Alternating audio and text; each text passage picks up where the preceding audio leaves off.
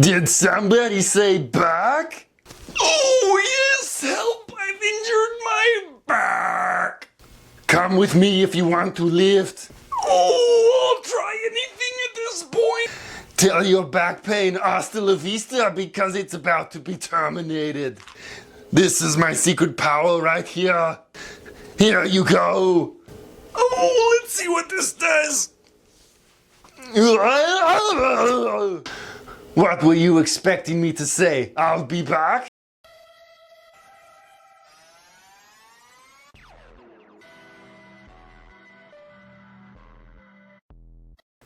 Welcome back to Self-Built. Today I'm going to be addressing back pain. This is something that is inevitable. It happens whether you work out or whether you're just life. Things happen where you'll strain, injure yourself, and your back's not going to feel very good. I'll be up front, I'm not a doctor, I'm not a physical therapist or anything like that, but I've been lifting more than half of my life and I've had my share of strains, injuries through the whole thing of lifting and just normal life. I'll show you two different ways that can help you kind of pinpoint and give you an idea of what could be causing your back pain. Some exercises / stretches that can help make it better. This isn't a magical video, but from my own experience, this is what helps me, so I just want to share it with you guys, and hopefully it helps you out. One of the first most common ways that you can get lower back pain is impingement. Your spine is made of vertebrae, and it has little discs in between each one, and if you get too much compression on your vertebrae, it can cause some issues to where it might be touching some nerves, and it might be causing some pain and discomfort. One way to know if that is the case is you can do some sort of hanging, gently of course, if this is your first time trying it. And if it hurts to get in the position of any of these things, wait until you feel good enough to try these. If you're having some serious pain, check out your doctor, get some help. These are just small common issues that can happen. With the first one, I'm just going to be taking the pressure off of my spine. And what you can do is you can just hang and just let your lower body relax and see if that is what is causing your pain. See if your pain's going away. If it's causing more pain, then definitely stop. This is not the stretch for you. There's a couple different modalities that you can do. This is one type where you hold yourself up and you just let your lower body hang. This is a great way to just kind of get a little bit more space in between your vertebrae. It's not a permanent solution, but say if you're going to do some like really heavy squats or something where you really load up your spine and you know it causes some discomfort, consider doing this before and after and see if it helps. One thing I'll warn you on is this is a form of traction where you're trying to stretch out your spine and let it get decompressed. Don't do it for a long period of time. I've done it once where I probably did it for like 3 minutes, and when I got pressure back on my spine, whew, it was rough. It took about 2 weeks to get back to where my spine was normal. It was not pretty. So do it in short increments. Don't do a lot. Don't be aggressive. Just do it very nicely and see how your body responds. If you feel any pain and discomfort, that's your body telling you, don't do this. Another easy way to do that type of traction is if you're at the gym or if you have one of these to where you're able to do a leg raise, you can hold yourself up on these. It takes a lot less effort than what we were first doing. So you'll just hang yourself up and instead of doing abs, just relax. This is one of the easiest ways to let your spine relax, get a little bit of space in there, and see if it feels good. As I mentioned earlier, just don't go too long, especially if you're first trying this out. See what your body tells you, do it nice and easily, and see if that helps you out. Here's my final variation on this type of hanging traction. This is a yoga swing, and this is probably the most aggressive way to do it. So be cautious on it. But if you're going to use this type, I mean, I got it for this reason. It's kind of like if you have an inversion table, it's basically the same thing. So it takes a second to get into it. So if you've never tried this, you just kind of lift yourself in, get yourself seated. You want to make sure this is holding you. And then here's the scary part. You just tilt upside down and then you wrap your feet around like this. And this gives you the easiest way to relax. It is more aggressive. You can also feel it in your neck too. So if you're having a little bit of compression, or at least thinking you have some compression in your neck, this is a great way. But there's also a trade-off. A lot of blood is rushing to my head, So you don't want to go too long without this because you don't know. You might pass out or something. This was the one where I was watching some YouTube videos and I got way too distracted on how long I've been upside down. And when I got back up, whew, it was not pretty. So be smarter than I was. If you use this type, it's great if it's not too aggressive for you, but keep it in moderation. That's the first common issue you may have. You might have a compressed spine that could be pushing on something, or it might be making one of your discs bulge and poke a nerve or do something that's uncomfortable. Keep in mind, I wouldn't consider these as a permanent fix, it's more temporary, but at least you'll be able to know what could be causing and what can give you some relief. So if you can self-diagnose, you might be able to go into the physical therapist, tell them what's going on, what's been helping, and they might be able to effectively treat you that much better if you're not getting any better. Second problem, if it's not that, then there's a stability issue in your lower back and you need to strengthen your muscle. I've got a couple different ways to do that. There's one thing that I'll do that I incorporate into every single exercise with my warm-up, and I'll show you that one right now. You got to get on the ground for this one. You could call it hip thrusts, whatever you want to call it, it really doesn't matter. If you feel uncomfortable doing it at the gym in public, do it at home.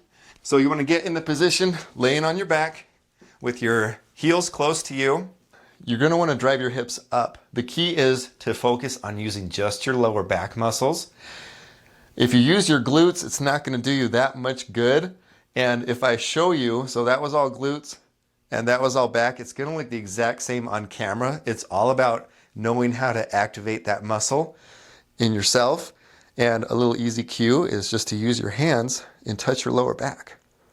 I like to really get a squeeze towards the top. This is the most gentle way that I've done this. And I just kind of stumbled upon trying it when I was really having some back pain. It just was not going away. I was like, I'm just gonna try this and see if it helps. And what do you know? Here I am showing you guys about it. I'll do about 30 or so, depending on if you're having some serious pain or not. I would probably do a couple sets of it, but for just daily maintenance, I just do it once a day with my workout, and the results don't lie. It's helped me a lot, and I'm definitely a believer in it. And it's a good way to strengthen your erector muscles without putting your spine in any sort of bend or any sort of compromised position. Definitely worth trying out. Next one's going to be similar to this exercise, but it's going to crank it up a notch. This next setup you can consider a poor man's reverse hyperextension. And it's going to be using that same principle of keeping your lower back stationary in a good straight fashion. And it's going to be lifting up your legs, and it's going to be strengthening those muscles. I'll show you two different variations. This would probably be the easier one. So first, you just kind of bend over, find any sort of way to stabilize yourself, and then you want to lift off, and then just bring your feet up. You want to also focus on using your lower back because it's going to be easy to use your glutes at the same time. Just do your best to try to use your lower back. This also provides a way of kind of like dynamic traction, if I can remember that exact word to sound really smart. But anyways, this is a great way to give it a little bit of stretching and strengthen it at the same time. So if this doesn't hurt, definitely give it a shot and try it out. You can also make it harder by having your feet further away. And hey, if you want to make it a booty exercise, you can do that at the same time. Second variation, you're adding a medicine ball to the bench. You can have the bench the same direction we had it, but it's a little bit safer if you're going to have it in the direction that you're rolling it. You're going to want to have it close up to you and then roll your way over and then hang on to this. This just gives you a little bit more of a stretch, and then you do that same motion. Just keeping it under control, good squeeze, focusing on your lower back. If you want to, you can also add some resistance. You can put some ankle weights on. You can use some bands around your legs. Different ways of doing it. But if you're just trying to do rehab, I wouldn't worry about that so much until you're starting to see some good progress. But that's it. I would definitely recommend having some sort of wide grip when doing this one. Yeah, you can hang on to the bench like this, but you want to have the most stability as you can, especially when you're doing rehab. Last thing you want to do is lose balance and possibly injure yourself and make it worse. Another exercise you can do if you're just trying to strengthen your erector muscles around your spine are just normal hyperextensions. This doesn't require any equipment, but if you want to just focus on it really easily, just lean up against a wall, just put your butt up against it, keep your spine straight, and then just go on nice and easy down, and then just bring it up. You can easily increase by holding some weight in front of you. This would be the graduation of reverse hyperextensions. There's been times where I've had lower back pain and I've tried hyperextensions where it's worked, and then there's been times where it doesn't work.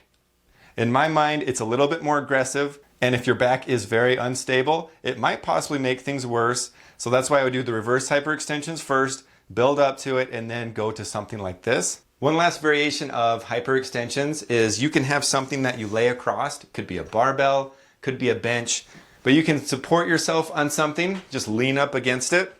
That way you can get a little bit of a different angle on how it feels for your lower back. This is something, just be very careful if you're having lower back pain.